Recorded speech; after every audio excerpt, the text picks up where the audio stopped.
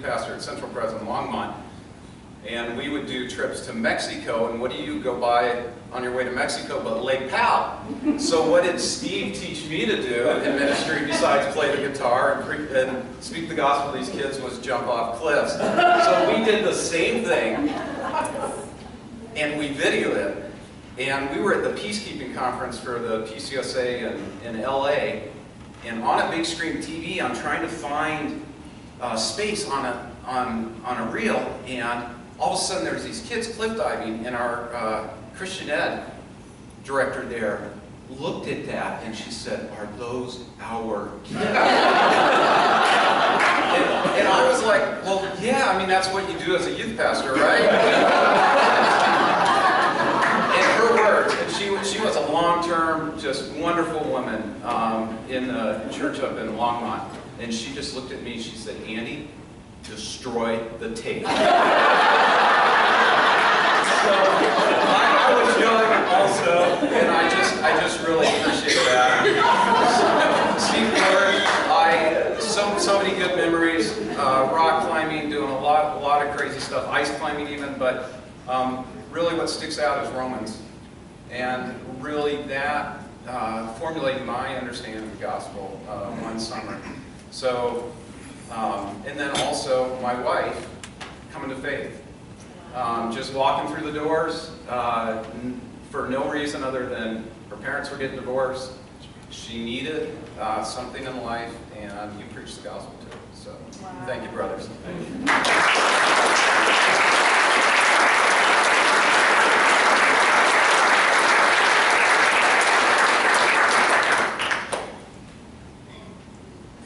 So did you destroy the tape? I don't think I did.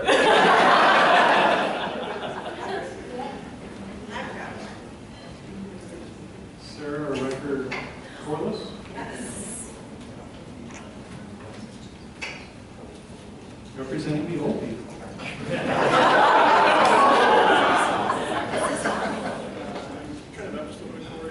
Oh, I can just talk about it. Just talk about it. I was on Fishy staff, and I did Teen Girls Camp. I don't know if you guys were a part of that. But we played Christians and Communists. They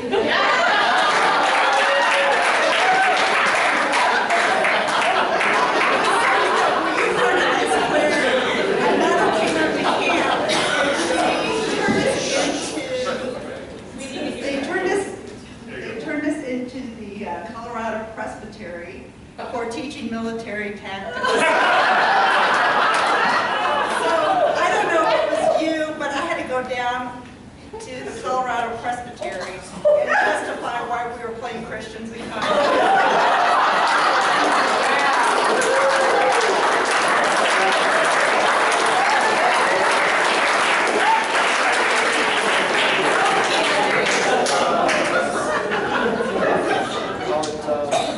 If someone isn't comfortable coming up here, I can walk out to you so you can just raise your hand.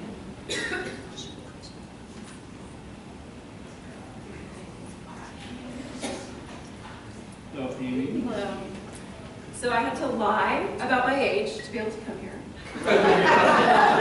So yeah, it's unfortunate that I had to lie to say I was older. But so I am the youngest of the Harper clan, and I graduated in '90. And not a lot of 90s are here, but I wanted to come because I grew up in this church. All of my brothers and sisters, all these friends are my friends, leaders that were in high school, and I was in junior high. And so I felt like everybody was my friend anyway. So I want to thank you guys, the Steves. I married a Steve in youth ministry, kids. But I feel like our youth group, especially Fishy, was foundational for me. I was able to bring my friends who never would walk through the doors of a church. And my friend Molly, who died, I remember this email that she stood up and declared that she Christ. I am just thankful that the foundation of Fishy was anyone was welcome. People that needed broken homes, people that didn't feel comfortable to go to just any youth group. This was the place to go. This was the place they're hearing the gospel for the first time, and it being modeled. And I thank you guys for that. And that's kind of how I've lived my life in ministry. And so I'm so grateful to Steve's in ministry also.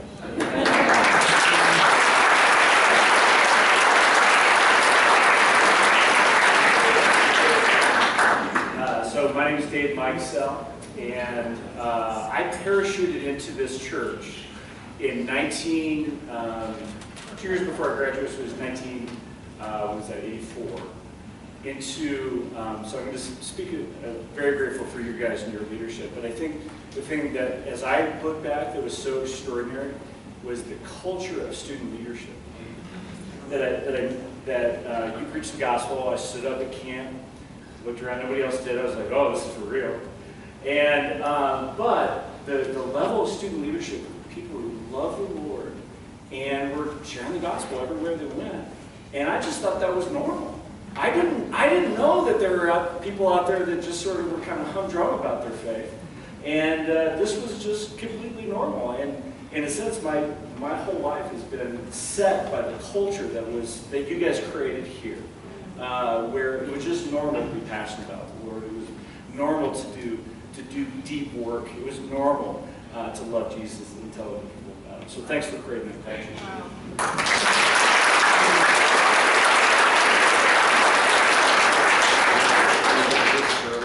And one of the things that I've continued to say again and again, year after year, and if I get emotional, it's just because I love this place so much. But I'm thinking about the things that I do professionally and what I do as a career, as a probation officer, essentially. There's things that I literally learned at Highlands Camp in that cabin where you taught us about reflective listening, Steve, that I still use today. And for me, Court, you're Jesus with skin on. You're absolutely there. What comes to my mind, every time I think about Steve Court, is the word compassion. When I was going through some tough times with my dad, you were Jesus with skin on to me. But one of the things that continues to come to mind, and I continue to explain to people, was what a greenhouse environment for growing closer to Jesus this church was. So thank you guys. All right,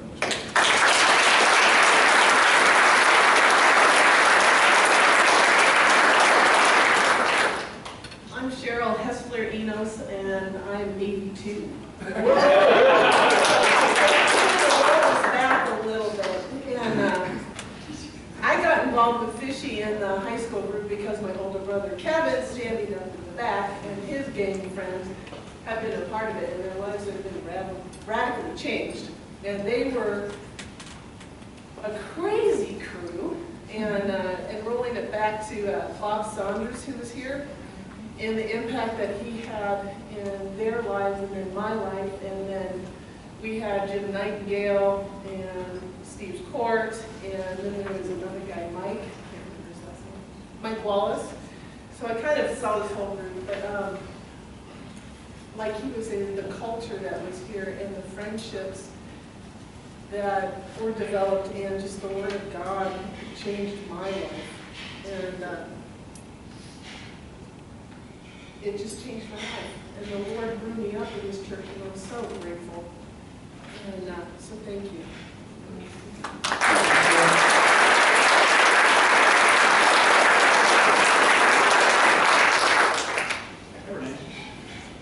I'm Renee Snyder. I'm 47, not 48. Amy and I thought we did 48, but I didn't. So I am here to report that my kids have been to Frontier Ranch, and there's still the Kachina. Do you guys remember the Kachina where we had worship? It's still there. It's worship to this day. 20? 30. It's 30. So we attend a large church in South Denver, and our kids go to youth group, and our kids love to one-up us, like, oh, look, I'm pumped up. Oh, yeah, like, karaoke up front. I said, oh, it was so fun. And Dan and I are like, yeah, well, do you remember the creek at Highlands Camp? And it was the first, like our kids had a crud war, which is like, just like pudding and yucky stuff. Well, we had shaving cream, and I remember that we had shaving cream, and we cleaned up in the creek. I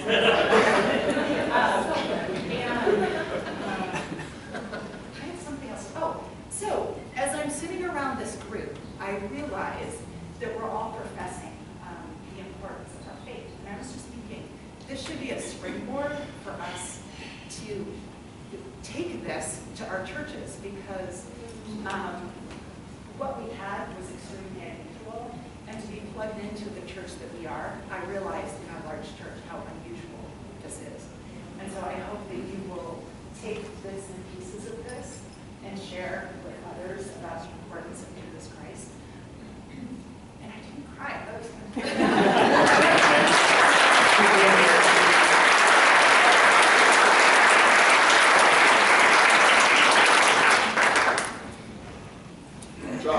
Here, well, many of Real quick, when I saw Steve Wilbraham walking in, I saw a picture in my mind of him with Nightingale playing guitar downstairs, and I saw Tammy and talked to Tammy, and Jim was just, he was great. You were the funniest guy in the world. As a high school kid, you were like a rock star to us, and you taught me how to rappel. So that was awesome. And real quick, when Sarah stood up here, I have to tell, and Tiffany helped me remember this, we were at the week, and Sarah was a leader, along with Kathy and a number of other people. And we were at the week, and Kathy and Sarah taught us kids that eating ants was a really cool thing to do. You know what they do? They have to the whole week we're up here, we're all picking up ants. And Tiffany, I don't remember this, we were sitting with Kathy and Sarah next to the window ledge, in the big auditorium there, and somebody bet somebody $5 to eat the dead fly on the thing. And somebody, I don't remember who it was, ate it. I just stood up, I get a flash, you ate it? Yeah, I think flashback. Thank you.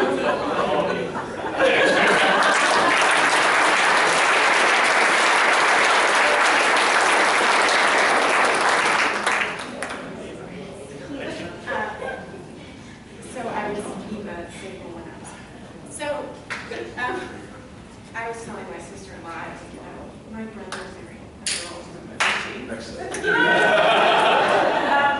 so I am very fortunate that I'm close to both my brother and sister-in-law. And we rode our cruisers here 4 blocks, and I was telling her the last time that I was in this church was 25 and a half years ago, I don't know how hard, when my mom passed away. And I pretty much turned my back and walked into churches for a very, very long time. And have recently come back to it, but in a different, probably rendition than everyone in this room. But the memories that I have of Lake Powell and serving the homeless people in Chicago have truly shaped my life in terms of me being a really impressionable, teenager, like, oh my God, we're like building this school on an Indian reservation and we're serving people in a soup kitchen, and how that's completely changed my life perspective and what I want to teach my children. So I'm extremely grateful, and I didn't go to any of my high school reunions, and I flew 2,000 miles to come here. This really did mean so much to me, and Corey and I both live in Boston, and we haven't seen each other in Boston, and now I know that we're going to. So thank you for all your hard work, because I was very impressionable, and you made an impression on other people. So.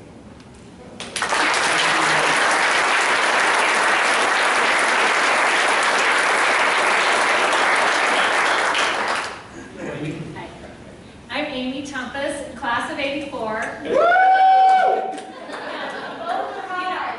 Yes, yes, we're supposed to do in the crowd here. We were on our own mission field there.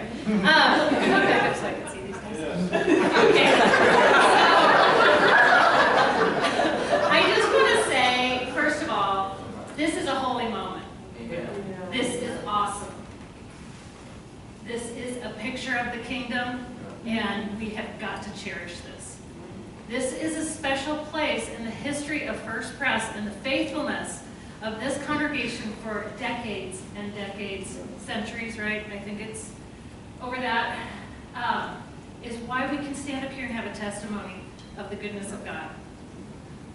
And the faithfulness to hire pastors like you all to pour into us. I think what is so, my life changed because my parents decided to worship here in 1971 when I was 5 years old.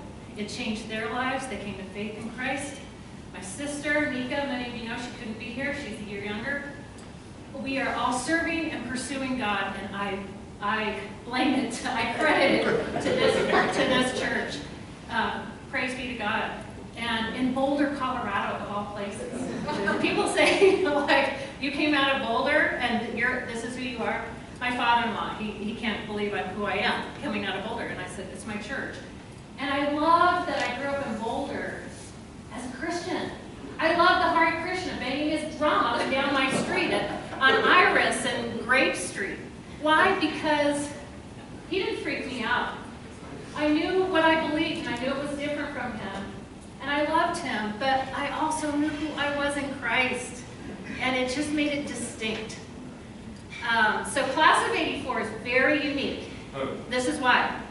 Our Steve, when you came on as a 23-year-old, and by the way, you seem way older than that.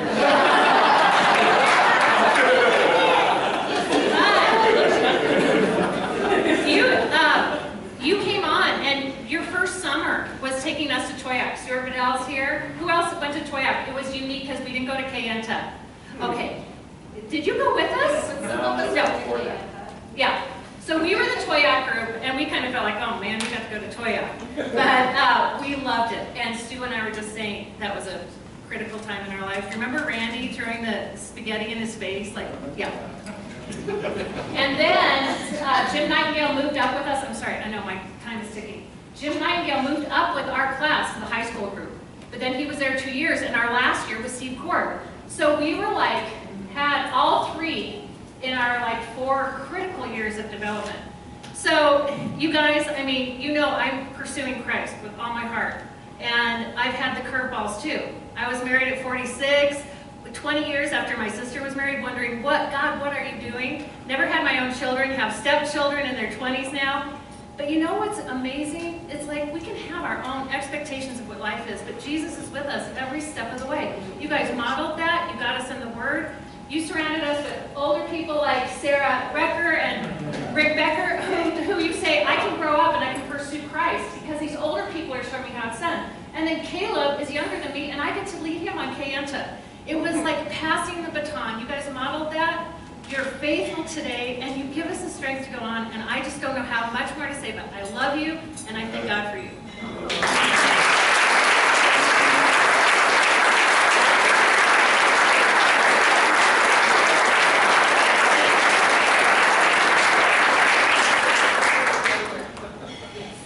Chris, can I do a quick one? Yes. Yeah, let's do one more. That'll be 14 minutes. I'm Kelly Ryder, class of 88. This reiterates a lot of what other people have said, but I think in my adult life, so many times I've come across people, I have many, many friends who are not Christians, who have a very critical and negative reaction to Christians, and sort of narrative that they speak about what they think Christians are and who they are. And my experience here, just like so many other people, was so different, and I'm so glad that I have that I can say, we had in our middle school and high school such depth of kind of exposure to theology and deep spiritual ideas and the gospel. But we also had so much crazy fun that I think that balance was really important. It wasn't all prayer group and it wasn't all devotion, but we did, the Vegematic and the Brewmaster. And we sang and we played games, and we had that one where we shot flour at the basket, whatever. Miss Muffet Little something. Miss Muffet's Revenge. What I am talking to some of my old friends here, what I've tried to explain to other people, like why am I coming to this reunion? Why is it important? Again, these relationships were so healthy, most of them. We were friends with boys and girls all through that middle school, high school thing. I think it's harder to have those kinds of healthy relationships, and I have teenagers now, and I think, I would love for them to have a similar experience, and I haven't found that for them, and it's hard to describe to other people kind of what that meant and what camp was like, and the week, and Fishy and TNT, and I have so, we could sit and talk and share all these stories, and we have these funny memories in common, and it's really special. And these relationships, my best friends in high school were my friends from church, and I think, I'm really grateful for that and for the community that you helped create. But also, underlying all of that was sort of the spiritual piece. A lot of fun. All right, so thanks.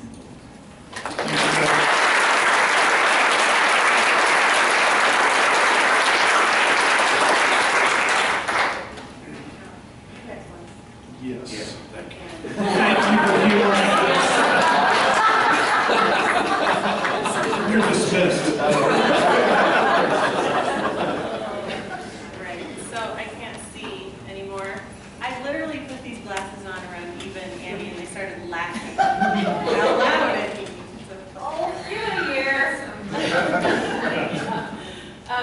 So there are people who were part of our community who have died, who we wish were here with us tonight. To quote something that Steve Court wrote to me, a tribute to those gone and raise the celebration beyond simple fun to deep gratitude. We have the great privilege tonight of welcoming Shauna Chanda. She was married to our own Kevin Chanda, and this was one of my parts I was most excited about tonight. She's a professional singer and joins us tonight to share a song that she wrote for Kevin. And we're also going to listen to it in honor of those we've lost as a community.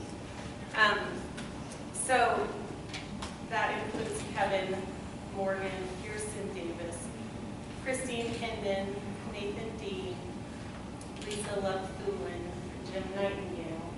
And though we know there are many more significant family and friends who have died that have touched our lives in here, our fear was to leave someone out from this community that we grew up in. And so if we have, please feel free to share anyone else's name now. Lynette Perkins. Better. Thank you for telling.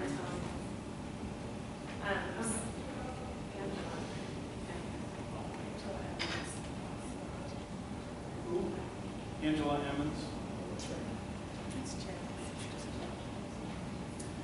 So we are glad to be here to welcome Shauna and to be able to remember. And we got these flowers over here just in honor of those that we love who couldn't be here with us tonight. So please welcome Shauna.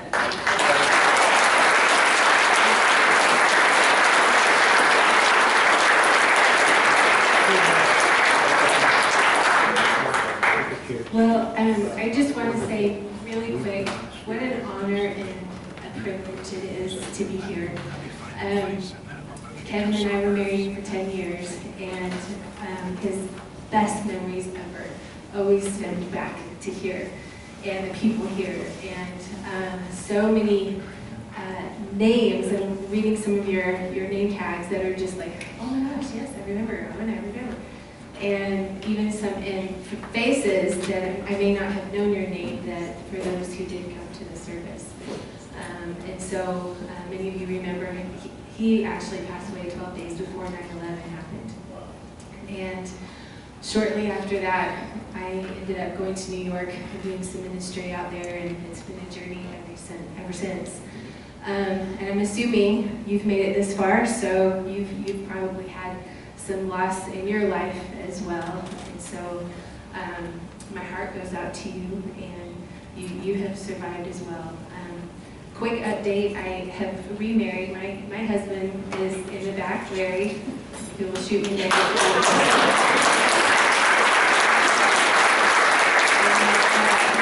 So speaking of kids, Kevin and I never had our own kids. I could have been pregnant when he died, actually.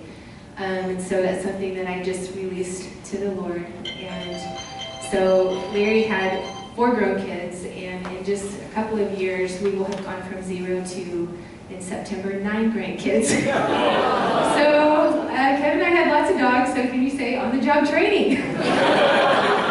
Hallelujah. So anyway, but it has been a journey, yet a privilege through the years after to learn who I was from my time with Kevin and who I was without him, to take the good and to build on that.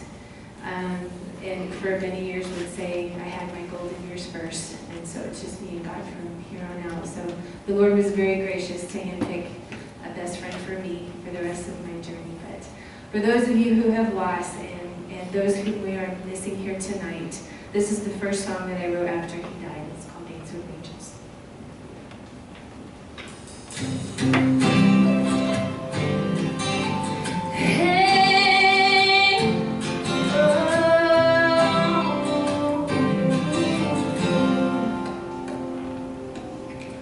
Twinkle, twinkle, little star, can you seem so far to carry with him all my heart?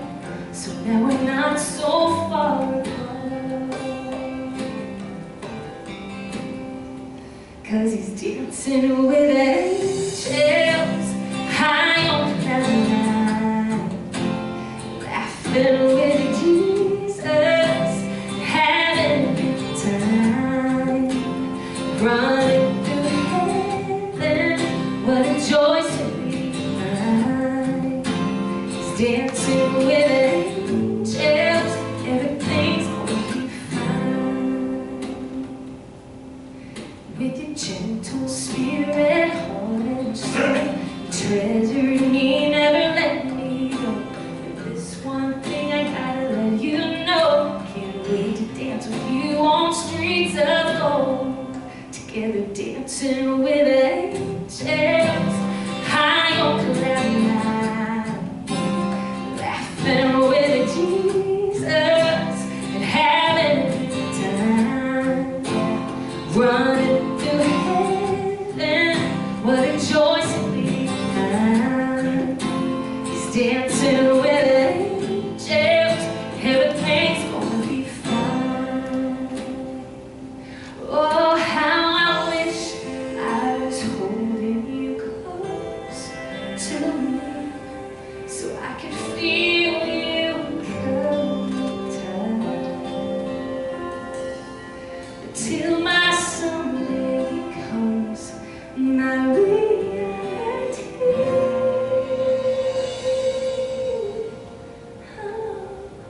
I'll be dreaming. I'll be dreaming of you every day and every night, till we're dancing with angels high on cloud nine, just laughing with Jesus and having a good time, yeah, running through heaven, what a joy to be mine. Oh, we're dancing with angels high on cloud nine, oh, just laughing with Jesus and having a good time. Oh,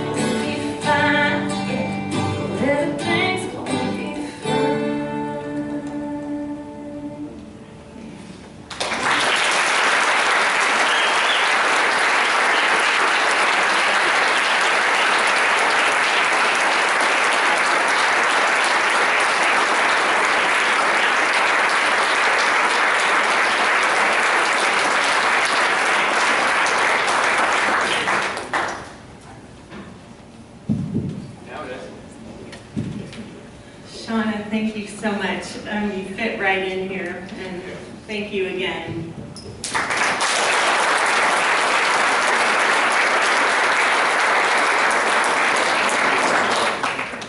And I wanted to say, all of you who didn't grow up here, who have come with your spouses, you all fit right in too. It's been really fun to meet spouses and other people.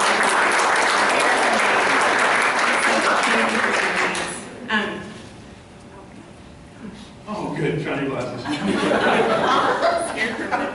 So another thing we've been really excited about is Felix. He has been practicing songs, and he is going to be playing for us in a minute. But with our last few slow songs, we wanted to take the time as a community to acknowledge the losses we've faced that are more ambiguous. These are losses that don't have closure and can create unresolved grief because the loss is ongoing or without ritual.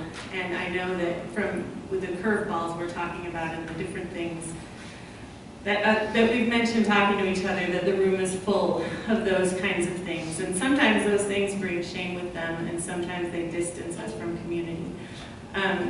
These can include, but are not limited to, Alzheimer's, dementia, and aging, life-altering brain injury, disability, loss of limbs, mastectomy, life-altering illness or disease, gender transition or empty nest, losses like divorce, betrayal, loss of trust or significant relationships, addiction for the addict or the ones that they love, rape, abuse, and lingering impact of past sexual abuse or neglect, mental health diagnoses that alter future expectations and hopes, and PTSD.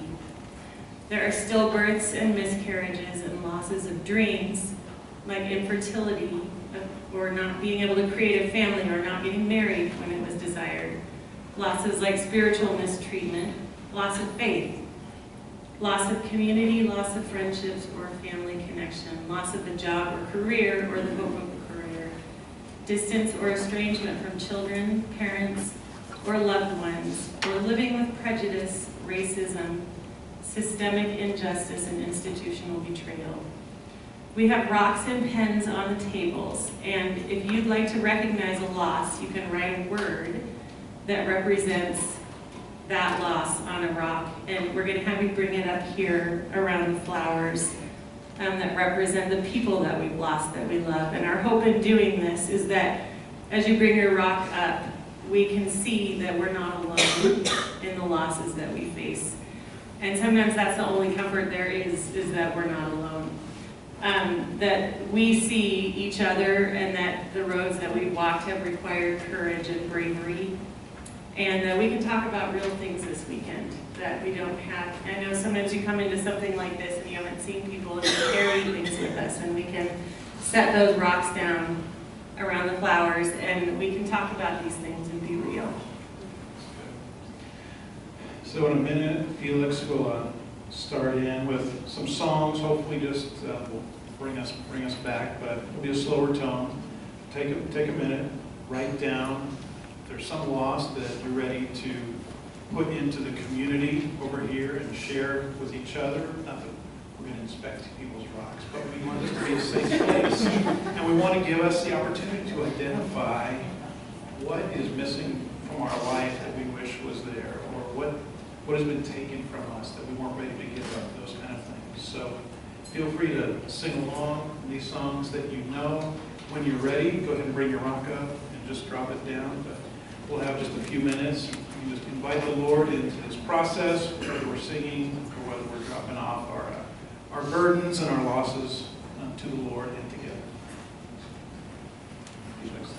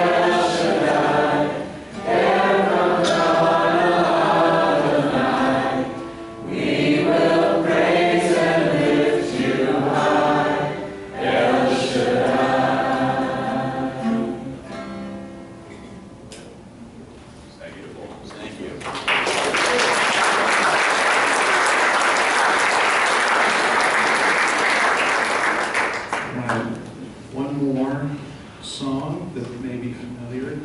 Start to wrap up. We're still closing on a reverential mood. Before I did, I couldn't help but think as Steve was sharing, and as you have shared this evening, that curveball motif. I love that verse in Corinthians 4, where Paul says, we comfort one another with the comfort we've been comforted with. And Steve and I are both blessed, and you are too, with people at work, in your families, wherever it may be, even in your own life, to have intersections with people who need a lot of comfort.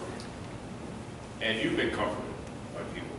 And I'm just reminded that the best comfort we can give is something so beyond ourselves, because nothing remains the same. We can never recreate what happened back then. That is gone. But what was good in the 80s of the Lord is from everlasting to everlasting, because thou art. And probably the best term is we're wounded healers, if we allow Him to continue to heal us. So with that in mind, some of you will remember, was a song that we were actually taught in campus ministry, which I brought with me when I was blessed to be called here. And it's I Don't Feel No Ways Time. And as you hear a song, I'm going to ask you to join in, hear it go through, and it goes like this. I don't feel no ways tired, come too far from where I started from. Nobody told me that the road would be easy. I don't believe you brought me this far to leave me. Does that ring any distant bells? Yeah. If it does, okay. We're just going to sing it through. We'll sing it through once, then a second time, and at the end we'll just repeat 3 times. I don't believe you brought me this far. Okay? As a prayer. I don't feel no ways tired, come too far from where I started from. Nobody told me. Nobody told me that the road would be easy. I don't believe you brought me this far to leave